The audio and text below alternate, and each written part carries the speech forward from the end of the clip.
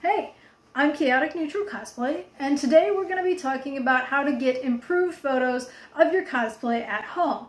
And we're going to talk a little bit about how to get some better lighting so your photos just look a little bit better, about backgrounds, that sort of thing, just tips and tips to help with, if you're doing photo shoots at home or if you're doing short videos like for TikTok or Instagram Reels and just stuff like that.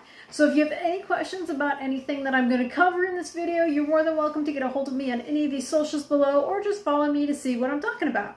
So, you guys, you ready? Lighting is key to getting better quality photos because that's what allows your camera to see and focus on the details and also be able to not be as blurry. So one of the best sources for lighting is obviously the sun, which is what you can kind of see here. I'm standing next to a window. We do a lot of photography here next to a window. You can also go outside and shoot. I recommend not doing it during the middle of the day and trying to do it when the sun's a little bit lower in the sky because the lighting's going to be a lot softer and look a lot more natural instead of being really harsh and bright and make you wash out. So that's the biggest tip I can give you for natural lighting. Artificial lighting, you can look into ring lights, which is what you can see kind of over here, just additionally to the natural lighting. Ring lights are available on Amazon. There's also ring light companies, but it's very simple to get them on Amazon. I think ours was about 35 bucks.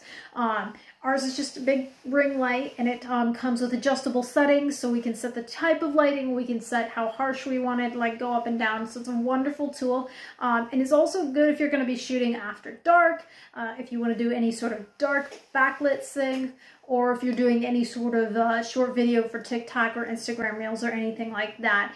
Now, if you want to get really fancy with lighting, you can look into a colored light stick. This is ours. It's got multiple colors, and we can adjust the colors based on this wheel here.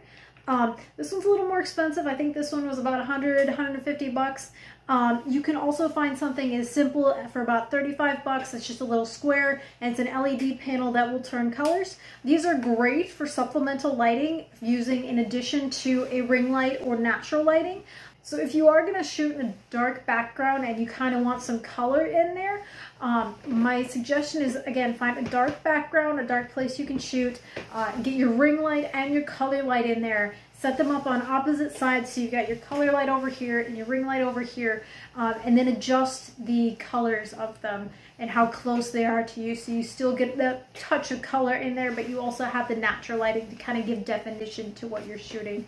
Now, one of the other big tips that I want to give to everybody is whether you're doing photo shoots or you're doing TikTok videos, is try to be mindful of what's in your background, because that's going to ultimately be distracting to what you're wearing if you have a busy background. So if I'm shooting and my bed's in the background, unless it makes sense for the character to be in the bedroom, it doesn't really make a lot of sense, and it can be distracting from you and your costume. So the best thing you can do is find a blank wall, or maybe a bathroom door, or trees outside, or there are backdrops you can get to hang up. Whatever works for you, that's going to kind of just be, a boring plain background so that you can see the details of your costume that you're shooting, because you work so hard on those and you really want people to see and appreciate them. Now, the last thing I want to touch on real quick is photo and video editing programs.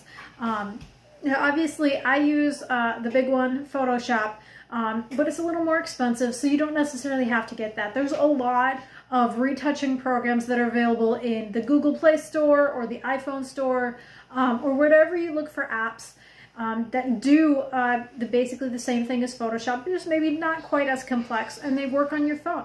I use CapCut for a lot of my videos that I post on Instagram and TikTok. Obviously, I use Photoshop for my photos, but I have friends that use other programs and they work just as well. So you can look those up, and that'll give you a wide range of stuff that you can do with your photos that's going to kind of kick them up over the edge. Now, I know we kind of flew through all of this, so feel free to watch the video a couple times if you need to absorb stuff. Or again, feel free to hit me up on any of the socials listed below. And I hope that you guys feel a little more confident to be able to get a little bit better quality photos at home, and you have a good time doing it, because that's the most important thing. So thank you so much, and we'll see you in the next video.